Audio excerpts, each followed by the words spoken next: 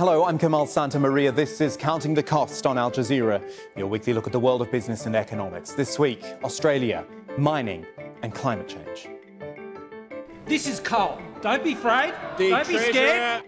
That was Australia's Prime Minister 3 years ago. And after 30 years of uninterrupted economic growth thanks to the extraction industry, he would say that. But now with the unprecedented bushfires, is it time to rethink Australia's dependence on coal?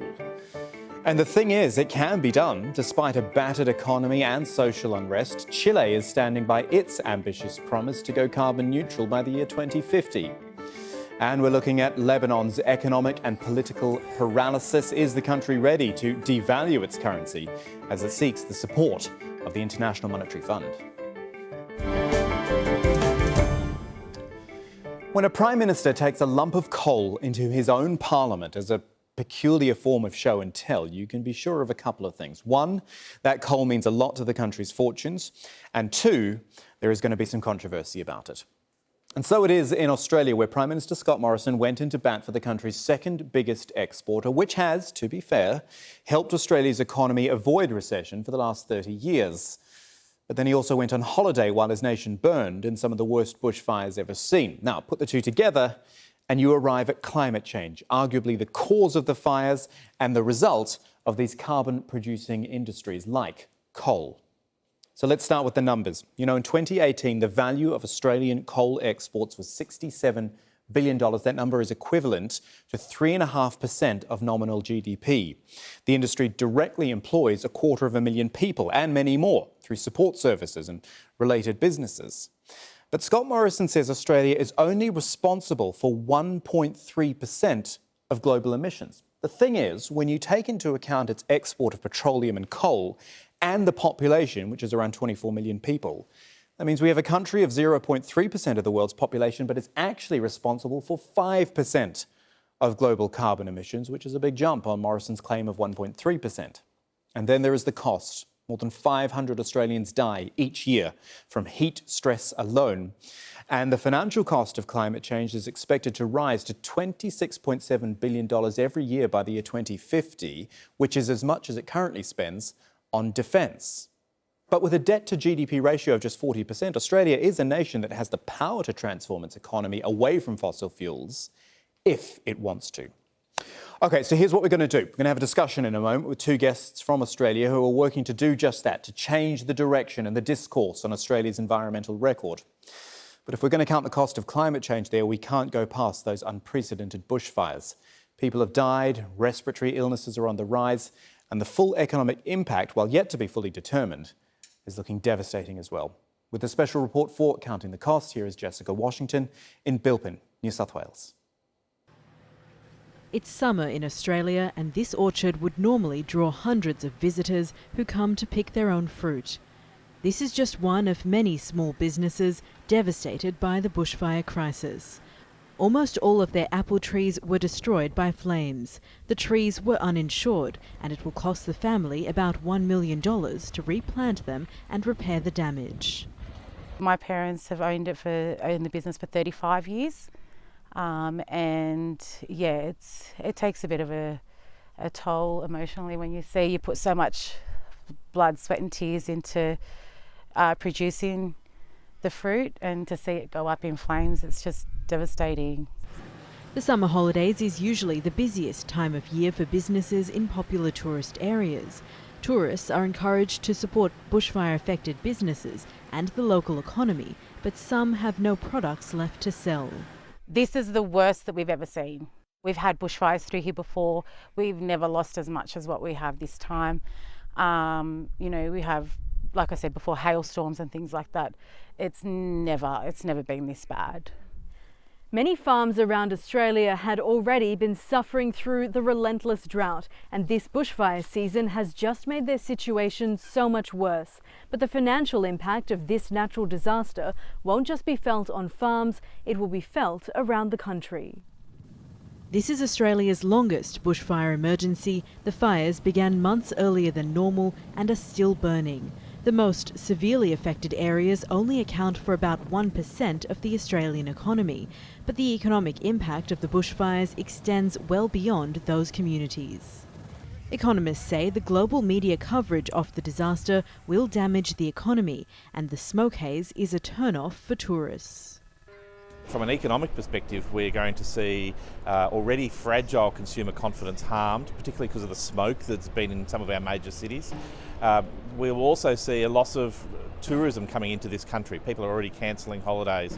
And whether there's a longer term cost associated with the image of Australia as a burning nation. Analysts have downgraded forecasts for economic growth. One of Australia's biggest banks, Westpac, estimates it could slash 0.5% from economic growth. Damage assessment teams are working to get an idea of the full picture, but millions of livestock perished in the flames and more than 2,000 houses were destroyed. Rebuilding them may boost some local businesses, but it also comes with challenges.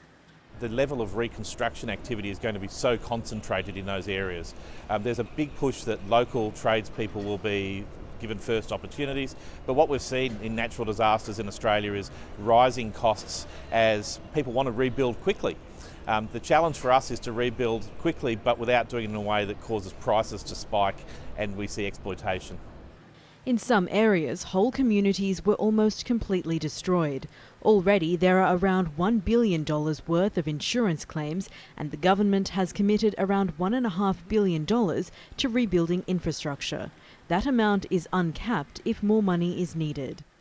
Scientists say the bushfire season was exacerbated by climate change, which influenced the relentless drought. The disaster has put Australia's leaders under more pressure to address climate change. But the country's economic interests don't align with environmental concerns. Coal is one of Australia's biggest exports and one of the reasons for its economic stability. One independent politician is pushing for a long-term shift in economic priorities, with a pivot towards renewables. Coal lobbies have been very influential in spreading a lot of misinformation about what the impacts are going to be and what actions we can take that will benefit the Australian economy. There's huge prospects for us, and I think we need to focus on those positives. The government has indicated there may be a formal inquiry into the fires, including the role of climate change in sparking one of Australia's most expensive natural disasters ever. Jessica Washington for Counting the Cost. So, as promised, we've got our panel of experts from Australia to talk about this on Skype from Canberra. That is Tom Swan. He is a senior researcher at the Australia Institute. And from Melbourne, we've got Julian Vincent, who is the executive director of a group called Market Forces. Gentlemen, great to have both of you with us. Tom, I'll start with you. The climate change debate in Australia is clearly alive. I see that in the public. I see that in the protests that are happening and in the anger directed towards, in particular, Scott Morrison. Is Scott Morrison and his government catching up? Do you feel that it's starting to sink in? I know he did admit, oh, maybe I could have handled this differently, but is there any shift in policy? You're absolutely right that there's been a big shift in the rhetoric and in some of the political positions taken by the Commonwealth government over the last month. Just a few weeks ago, Scott Morrison was saying this is purely an issue for the state governments. And his Deputy Prime Minister was saying that only raving inner-city lunatics would link climate change to the bushfires. That's all out the window now. That's all changed. But what we haven't seen is any change in policy. In fact, rather than taking stronger action to reduce emissions and calling for global leadership, this government has, in fact, shifted towards saying things like climate action includes hazard reduction burning, reducing the amount of fuel loads to try and make bushfires less common, less severe. Unfortunately, it's actually climate change that's making this hazard reduction burning more hazardous and more dangerous in Australia. That's really become a bit of a distraction from what has to be the main game, reducing emissions. Why was there so much reluctance? Does it simply come down to, in the first place, that, and we're going to focus a lot on the coal industry, but that these industries, these extraction industries, have been so important to Australia's economy, and the government's thinking, well, we don't want to step on their toes too much? It's certainly true that the coal industry has a lot of political power in Australia, but it's a common misconception that the coal industry plays a very large part in our economy. If you had a room full of 200 Australian workers, less than one would have been employed in coal mining. And if you look just at thermal coal, which is the power plant coal that we absolutely have to be phasing out quickly, it's about half that. So it plays a much smaller role in our economy than even many Australians realise. Our research shows that Australians overestimate by a factor of 10. So it's very powerful. It's very large in terms of exports. Australia's coal exports make us the third largest exporter in the world of fossil fuel CO2 behind Russia and Saudi Arabia.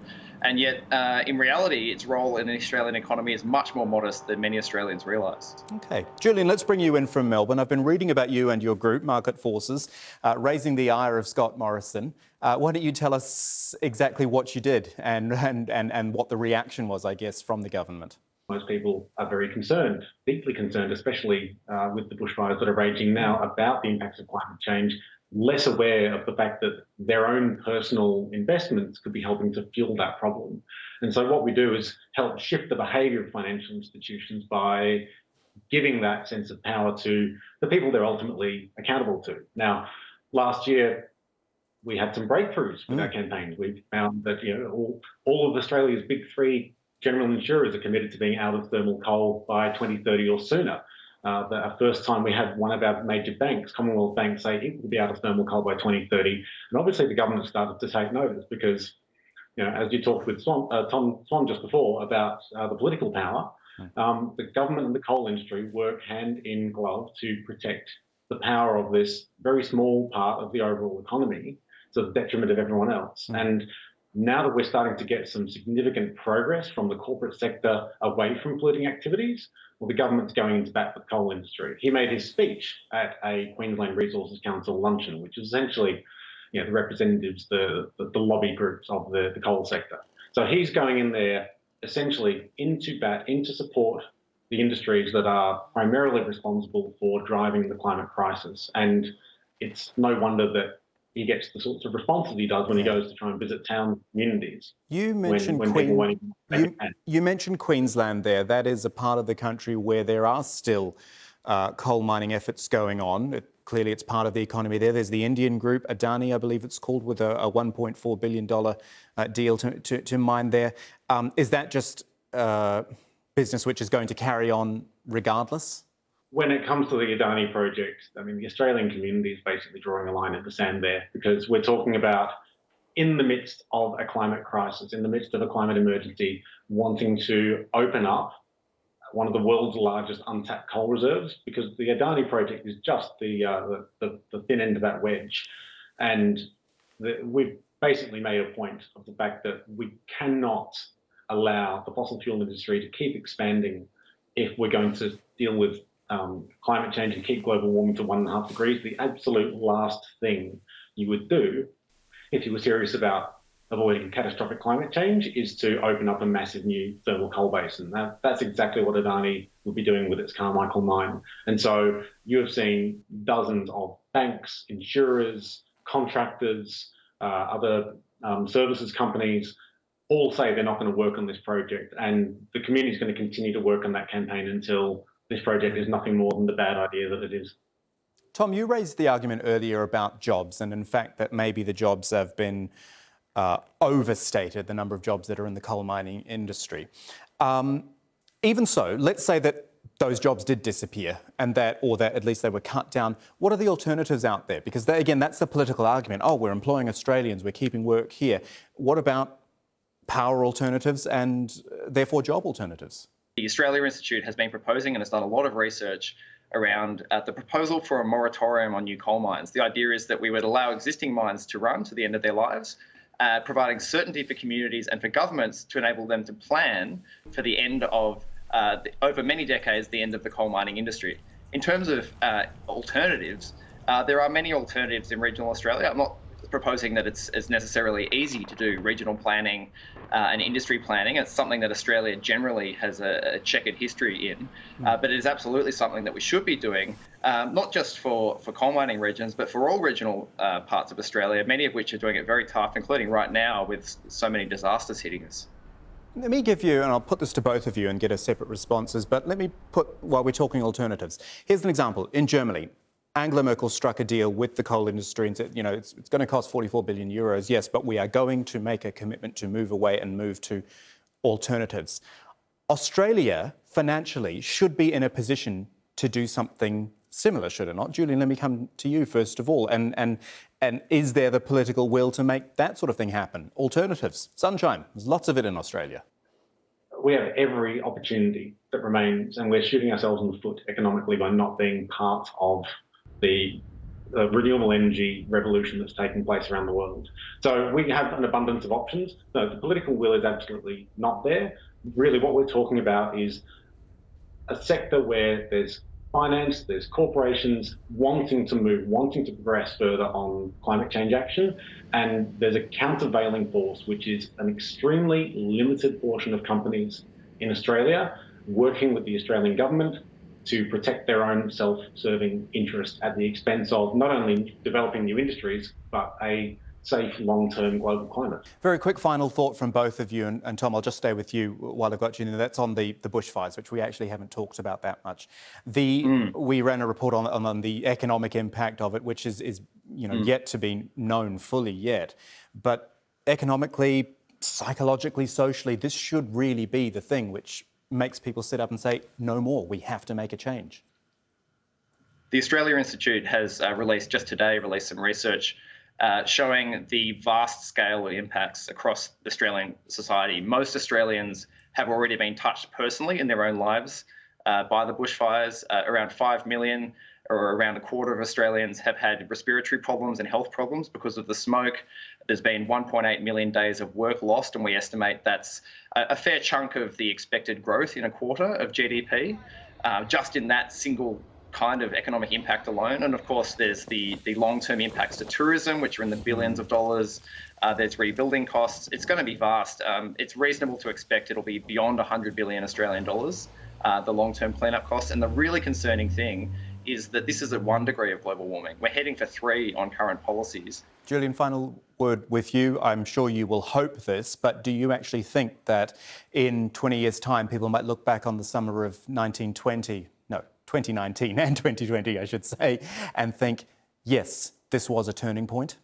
It's something that we just haven't experienced anything like before. We've been using the word unprecedented to describe these bushfires since October and November, and that was before it really intensified, and it's not over. This is making a step change in the level of awareness and concern and anger. People want to help. They want to help communities that are affected. They want to help the fire services. They want to contribute, and that is fantastic. And of course they should, and we all should. However, people also want to know what they can do to stop this becoming worse. And so it's going to be very important that organisations like ourselves, but anyone who's able to contribute to the space of creating change in reducing greenhouse gas emissions is doing everything they can to provide those opportunities. Tom Swan in Canberra and Julian Vincent in Melbourne. Great to talk to you about all of this. Thank you for your time. Thank you very much. Thank you. Now, if it wanted to, Australia could take a leaf out of Chile's book. Despite being battered by economic and social unrest, the government there is standing by its ambitious promise to go carbon neutral by the year 2050. And environmentalists are, of course, praising that commitment. But the aspiration is still 30 years away, and in cities like Coronel, it is far too early to celebrate. More now from our Latin America editor, Lucia Newman. This is what remains of the once impressive Lota Schwager coal company in the city of Coronel. But while today the mines are closed, 28 thermoelectric plants powered by coal continue to supply more than 40% of Chile's energy. And 3 of them are located within a 3-kilometer radius here in Coronel. The mayor shows us the giant coal ash dump of one of the largest plants. He says that since 2003, high levels of arsenic and other heavy metals have been contaminating the air and filtering into the water supply. Coronel is the only city in the world that has a coal ash dump inside a residential area, 100 meters from a school, 150 from a nursery school, 30 from homes. The ash is a health hazard. And that's why Coronel is known as a sacrifice zone. More than 70 residents, especially children, have tested positive for heavy metals, including Juana Hernandez, who has dangerously high levels in her bloodstream. She and her 2 children suffer from headaches, exhaustion, muscle and body pains, lack of concentration, and other symptoms. No one has taken responsibility. They haven't said what will be the long-term consequences, what will happen to our children. We've been totally abandoned by the state. What will happen to my children if I die? The good news is that Chile's government has vowed to close down all coal plants by 2040 and replace them with clean energy sources like solar and wind. These measures aim to confront climate change and contribute to reducing greenhouse gases. But they also are intended to create a positive impact in those cities where there is contamination from coal plants. Chile's pledge to reach carbon neutrality by 2050 will require one of the fastest coal shutdowns yet for a coal-dependent economy. But the government's plan to begin by shutting down 8 of Chile's oldest thermoelectric plants is regarded as unambitious by environmentalists and much of the communities that live next to them. Coronel's plants are unlikely to be shut down for another decade. The government argues transitioning to alternative energy takes time and technology. Unfortunately for residents like Juana Hernandez, the dream of no longer living with her children in a so-called sacrifice zone will have to wait. We're on to other economic news now, and you will have seen on Al Jazeera the ongoing protests in Lebanon. They've gone on for months. They've been violent at times. And they all stem from a failing economy and real disdain for the government. Now Lebanon may be forced to seek help, though, from the International Monetary Fund as the political and economic crisis escalates. It may also need to reconsider its 23-year-old currency pegged to the dollar as its debt becomes unmanageable. How unmanageable? Well, Lebanon's debt to GDP ratio is 150%, or, more worryingly, the third highest in the world. Now, there's $1.2 billion in debts due to be repaid in March. There was a plan to delay those, but it's been pulled after the credit ratings agencies said Lebanon would be in selective default. In total, it needs to repay or issue more debt to cover a $2.5 billion Eurobond this year. Let's talk more about this now. In Beirut is Jad Chaban. He is an associate professor of economics at the American University of Beirut, and it's great to have you with us. Lebanon now does finally have a government after months of paralysis. What have you made of the promises made by the new Prime Minister with regards to fixing the root of all the problems, the economy? Yes, hello. The promises are still very general, in my opinion, and we don't really think that this government can really deliver on any concrete promise because it has lost the support of even some of the main political parties in power. And also from the continued protests on the street, there seems to be a general discontent with the way this government was formed, with the way the ministers were selected and their background, or at least several of the ministers. And until now, we haven't seen anything concrete. There are just words, empty words that are yet to be materialized in a concrete plan. OK, so in the absence of anything concrete, let's talk about what could be done. What is it that is needed, in your opinion, to start turning this economy around? It is a big task when any economy is in distress, to start creating jobs, to start increasing growth. Where should that start in Lebanon? First, we have a depression. We have a recession coupled with very high prices and with a devaluation of our local currency, which has drove prices extremely high in the last period. So the first job of any government, either this one or anyone, and even before that one, is to create jobs through more investments in infrastructure, through more investments in the economy, in the service sectors, by easing the pressure on public finances, by also tackling corruption that is eating out most of the public revenues, and enacting reforms that the Lebanese are waiting for now, decades. Well, in the short term, there's always the option of, and many countries have done this, going to the International Monetary Fund for some sort of loan or bailout. That's fraught as well, isn't it? Because obviously you have to pay that loan back at some point, and we don't know when or if Lebanon would be in a position to do that. I mean, it is very difficult for us to enter into any international loan and international bailout because of the very harsh conditions that are usually imposed on such loans, such as raising indirect taxes, cutting pensions, and laying off people from the public sector. This, unfortunately, cannot be done now, even though there are many reforms that are needed. But the Lebanese population cannot bear any increase in the prices and the taxes. People are on the brink of massive poverty, so we cannot come now and cut their pensions and apply austerity measures that are usually dictated by such programs. I'm just interested, just finally, as you've been explaining and describing to us the depression situation that people are in, what is everyday life like in Beirut now for people going shopping, for people, obviously there's unemployment, so there's not as much money around. Do you see it out on the streets there? Yes, sure. We have been in a major economic crisis since at least 2011, and it has been accelerated since the start of the protest because of mainly the bank's decision to cut out financing from the economy and to protect their funds. So when the banks cut out all financing, loans were not available anymore, interest rates were high, and then also the liquidity was in a very deep shortage, which pushed a lot of businesses into closing. So right now, you hear everyday stories of people going unemployed.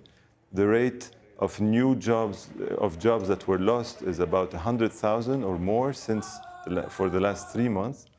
At the same time, prices have gone up because the unofficial exchange rate shooted up to 2,500 Lebanese pound to the dollar, while it was 1,500 officially, and it's still kind of maintained this way. So a 60% unofficial devaluation meant that inflation follows through. Basic commodities are more expensive. Some commodities were even cut out from supermarkets and stores. And the general mood is that people are not spending. They're not, spending on culture, on going out. There's a general malaise of the population where it's just keeping its money and trying to navigate through the crisis. Jad Chaban joining us from Beirut. Thank you so much for your time. Do appreciate it. Thank you very much. And that is our show for this week. But if you'd like to get in touch with us, comment on anything you've seen, you can tweet me directly at KamalAJE. The hashtag is AJCTC, and the email address, if you'd like, is countingthecost@aljazeera.net. And there's plenty more for you online at aljazeera.com/CTC. That takes you straight to our page. Individual reports, links, entire episodes are all there for you to catch up on whenever you'd like. But that is it for this edition of Counting the Cost. I'm Kamal Santamaria from the whole team. Thanks for joining us. The news on Al Jazeera is next.